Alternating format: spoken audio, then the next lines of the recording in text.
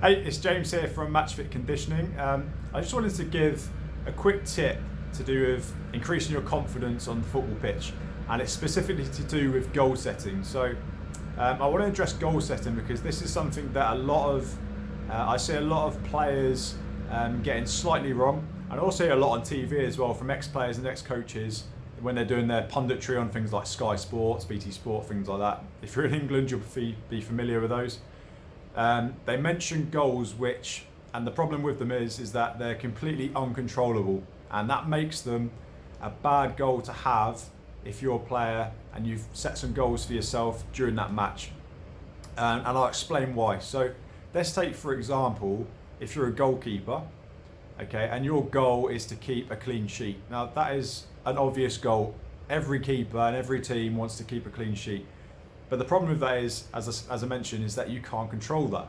So what happens if after 5 minutes, a player from the opposition hits an absolute worldie, goes top corner, you can get nowhere near it, you're 1-0 down after 5 minutes.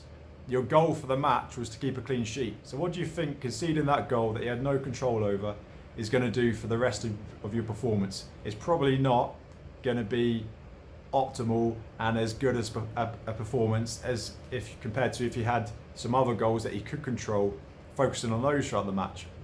So that's just one example of why your goals need to be things that you can control. Uncontrollable and obvious goals, they shouldn't be your main focus throughout a match. Okay, now let me give you another example which I see very often is a player thinking that a striker specifically, thinking that they must score in a match. Now, as soon as you give yourself that goal, you're heaping pressure on your shoulders.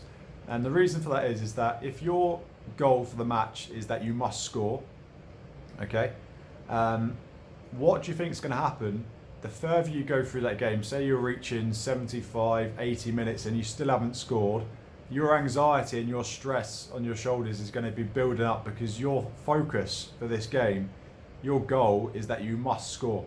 So instead, we need to think about, again, switching to controllable goals, break it down. What are the things that you can control in this match that are going to give you the best possible chance of actually scoring one or more goals?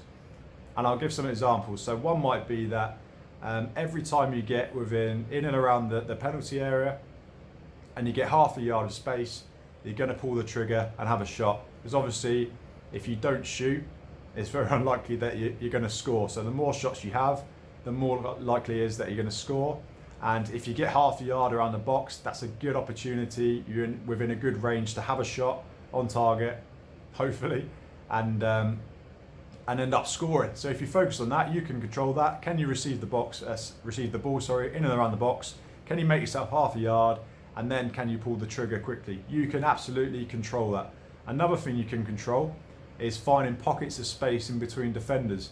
So if you find a pocket of space in between either the defence and the midfield, or in between the defenders themselves, and you receive the ball nearest to the goal, then that's again going to give you a better chance of being in a position where you can pull the trigger and score a goal. So another goal for a striker, one that they can control, is every time they have a shot, they're going to keep their eye on the ball and strike through the ball. So they're not going to sort of snatch at the ball and risk scuffing it wide. They're going to try and remain calm, focus, keep your eye on the ball as you strike it. And again, that's going to give you a greater chance of scoring a goal. You can control all of those three things. Keeping your eye on the ball as you strike the ball and striking through it, finding pockets of space between defenders, and pulling the trigger when you get half a yard in and around the box. You can't control how many goals you're going to score because there's too many variables, too many factors which influence that, such as what the opposition does, for example. So by having goals that you can control, it just lifts the pressure off you. It gives you more focus in the match. And if you find that that's actually working, again, that's going to increase your confidence as well. So I hope this tip helped on how you can sort of just rejig your thinking around goal setting.